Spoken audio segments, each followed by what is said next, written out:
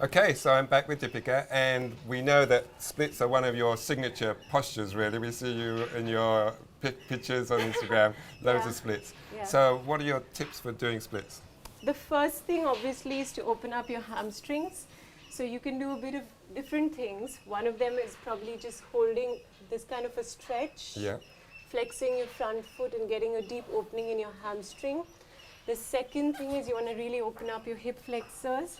So you can squeeze your glutes a little bit, push the hip forward, squeeze your glutes, push the hip forward. When you have the two, your hamstring and the hip flexor, you could use blocks. Just kind of sink. Try not to do this kind of position like ballerinas or whatever do, but more like a square.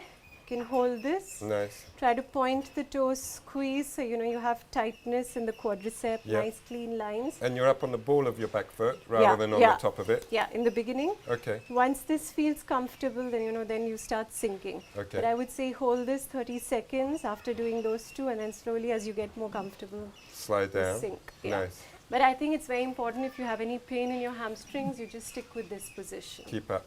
Keep up. Nice. Good. Thanks so much. Thank you. Good.